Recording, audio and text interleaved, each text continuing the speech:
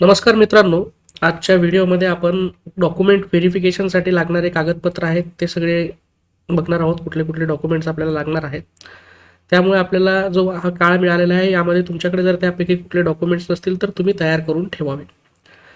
तर राज्यस्तरावरील कारवाई काय, म्हणजे गव्हर्नमेंटला काय आदेश मिळालेले असतात आपण ते बघणार आहोत. की कागदपत्रांची कोणतीही प्रत्यक्ष पडताळणी झालेली नाही असं शासनाला माहीत आहे. कारण आपण प्रमाणपत्र ते दिलेलं आहे, सेल्फ सर्टिफाय आपण केलेलं आहे, स्वतःच आपण अपलोड केलेले आहेत स्कॅन प्रती.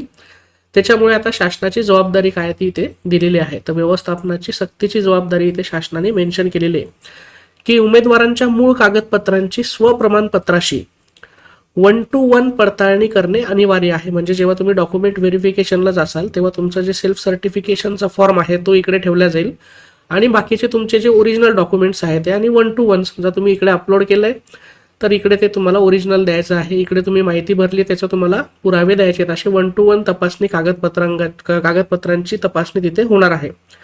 कागदपत्रांमध्ये विसंगती आढळल्यास त्या उमेदवाराला अपात्र ठरवायचे आहेत.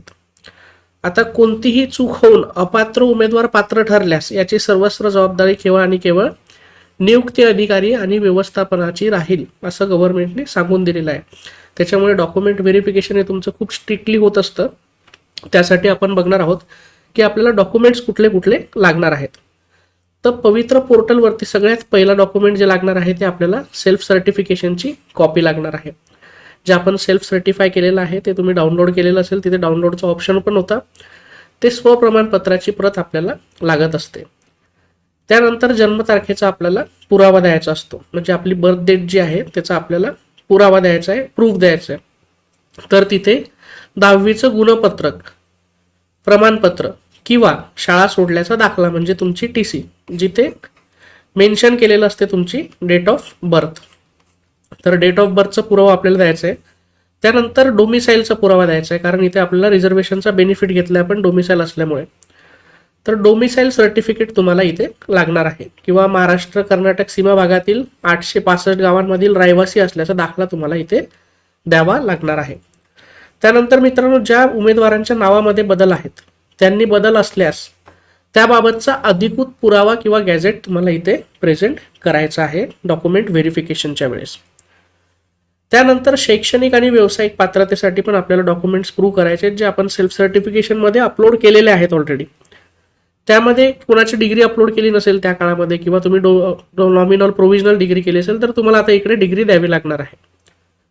इथे उच्च माध्यमिक परीक्षा गुणपत्रक आणि प्रमाणपत्र, 1ली ते 5वी साठी जे विद्यार्थी अप्लाय करतायत किंवा सगळ्यांनाच 12वीचे मार्कशीट आणि सर्टिफिकेट आपल्याला इथे प्रोव्हाइड करायचं आहे ओरिजिनलमध्ये. व्यावसायिक पात्रतेमध्ये आपल्याला DED, BEd, BSc, आता हे 4 वर्षाचे जे कोर्स आलेले आहेत, किंवा शारीरिक शिक्षण पदासाठी BPEd, अशा पद्धतीचे व्यावसायिक पात्रतेचे आपल्याला डिग्री आणि मार्कशीट दोन्ही पण प्रेझेंट करायचे आहेत.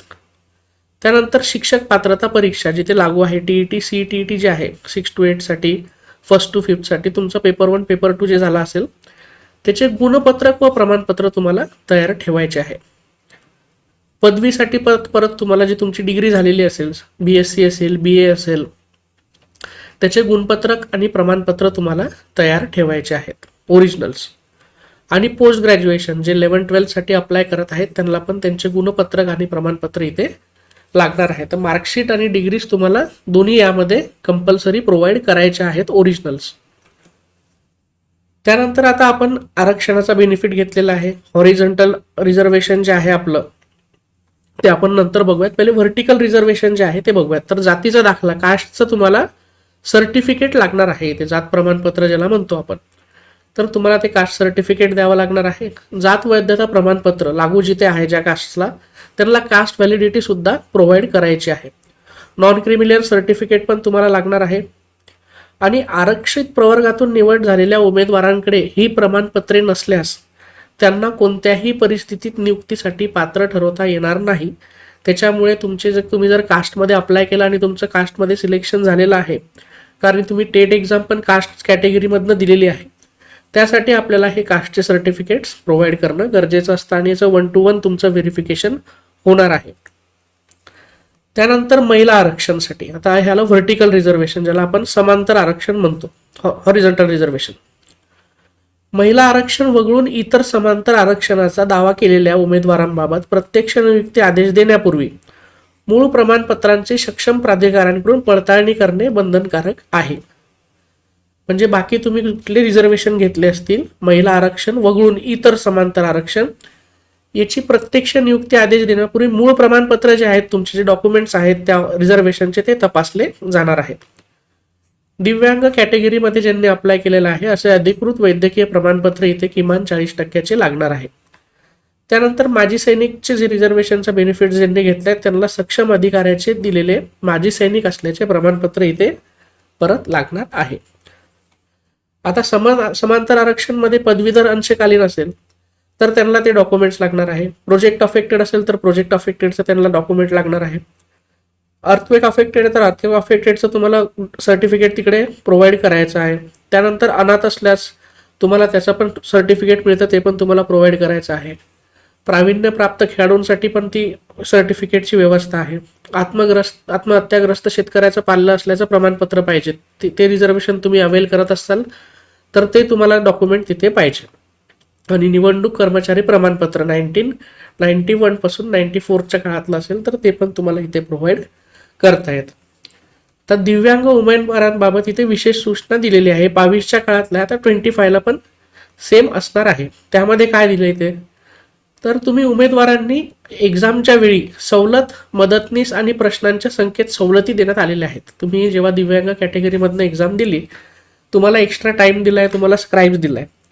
तर एखाद्या दिव्यांग उमेदवाराची नियुक्ती गुणवत्तेच्या आधारावर जर ओपनमधून झाली तरीही त्यांच्या दिव्यांगत्वाच्या प्रमाणपत्राची पडताळणी करणे अनिवार्य आहे. म्हणजे तुम्ही ओपनमधनं जरी सिलेक्ट झाले असाल तरी पण तुम्हाला तुमचं दिव्यांग प्रमाणपत्र तिथे एस्टॅब्लिश करून त्यांना दाखवावं लागणार आहे, कारण त्यांनी परीक्षेमध्ये विशेष सवलतींचा लाभ घेतलेला असतो. मूळ प्रमाणपत्र नसल्यास ती नियुक्तीसाठी पूर्णपणे अपात्र ठरतील. आता पडताळणी झाली आपली, डॉक्युमेंट व्हेरिफिकेशन झालं, त्यानंतर काय प्रोसिजर होतात, तर त्यानंतर चारित्र्य पडताळणी होते. कॅरेक्टर व्हेरिफिकेशन ज्याला म्हणतो आपण, ते करायचं असतं. कागदपत्र तपासणीत पात्र ठरलेल्या सर्व उमेदवारांची नियमानुसार सक्षम प्राधिकरणामार्फत चारित्र्य पडताळणी करणे आवश्यक आहे. म्हणजे तुमचं कॅरेक्टर व्हेरिफिकेशन होणार आहे, त्यानंतर मेडिकल फिटनेस चेक तुमचं होणार आहे, ज्याला वैद्यकीय तपासणी आपण म्हणतो.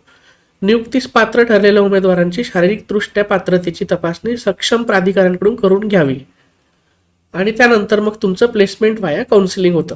म्हणजे शालेय शिक्षण विभागाच्या शासन निर्णयानुसार पात्र उमेदवारांना समुपदेशन पद्धतीने म्हणजे काउन्सिलिंग सिस्टम विकसित करून पदस्थापना देण्याची कार्यवाही करण्यात येत असते. आता जिल्हा परिषद शाळांसाठी विशेष नियम, शिक्षण सेवक जो आहे त्यासाठी काय आहे, तर जिल्हा बदलीचा हक्क असणार नाहीये. ही अट उमेदवाराला दिल्या जाणाऱ्या नियुक्ती आदेशामध्ये, अपॉइंटमेंट ऑर्डरमध्ये स्पष्टपणे नमूद करणे व्यवस्थापनावर कायदेशीररित्या बंधनकारक आहे. तर हा एक क्लॉज तिथे तुमच्या ऑर्डरमध्ये ऍड केला जातो. त्यानंतर काय असते पुढची प्रोसेस मित्रांनो, तर पवित्र पोर्टलवर नोंदी केल्या जातात. कुठल्या गोष्टीच्या, तर उमेदवारांच्या पडताळणीचा अंतिम निकाल अपडेट करणे. म्हणजे पात्र किंवा अपात्र आहे ते पण पोर्टलवरती अपडेट केलं जातं. उमेदवार अपात्र ठरल्यास त्याची स्पष्ट वाचूक कारणे नोंदवावी लागतात. नियुक्त उमेदवारांचे रुजू अहवाल पोर्टलवर भरणे कंपल्सरी असतं. आणि कुठल्याही प्रकारची तुम्हाला मदत लागत असेल तर तुम्ही इथे या मेल आय डीवरती तिथे सेंड करू शकता. तर अशा पद्धतीने तुमची डॉक्युमेंट व्हेरिफिकेशनची प्रोसिजर जी आहे मित्रांनो ती कंप्लीट होत असते. उमेदवारांशी आता संपर्क कसा होतो, आता बरेच विद्यार्थ्यांना प्रश्न असतो की आता आमच्याशी संपर्क कसा करणार. तर उमेदवारांशी प्रक्रियेसाठी त्यांच्या नोंदणीकृत मोबाईल नंबर, ईमेल किंवा नोंदणीकृत टपालाद्वारेच अधिकृत संपर्क साधला जातो. म्हणजे गव्हर्नमेंटला तसं सांगितलेलंच असतं की अशाच पद्धतीने. आणि हे तुम्ही कुठे दिलेलं आहे, तर आपल्या सेल्फ सर्टिफिकेशनच्या ठिकाणी आपण हे सगळं मेन्शन केलेलं असतं. संशयास्पद कागदपत्रे म्हणजे काही डॉक्युमेंट्स तुम्हाला जर डाऊटफुल असतील तर तात्काळ त्याची खातरजमा करणं गरजेचं असतं. 0 टॉलरन्स पॉलिसी तुमच्या डॉक्युमेंट व्हेरिफिकेशनच्या वेळेस यूज केली जाते.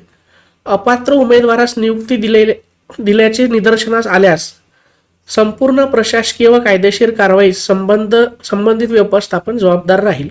त्याच्यामुळे डॉक्युमेंट व्हेरिफिकेशन जे आहे हे तुमचं खूप स्ट्रिक्ट पद्धतीने केल्या जातं मित्रांनो. तर आज आपण डॉक्युमेंट व्हेरिफिकेशन बघितलेलं आहे डिटेलमध्ये. तुम्हाला कुठले कुठले डॉक्युमेंट्स लागणार आहेत, प्रोसिजर आपण सगळे अभ्यासलेले आहे. व्हिडिओ आवडत असल्यास व्हिडिओला लाईक करायला विसरू नका, चॅनलला सबस्क्राईब करा आणि अशाच विविध अपडेट्ससाठी टेलिग्राम चॅनलला पण जॉईन करा. धन्यवाद.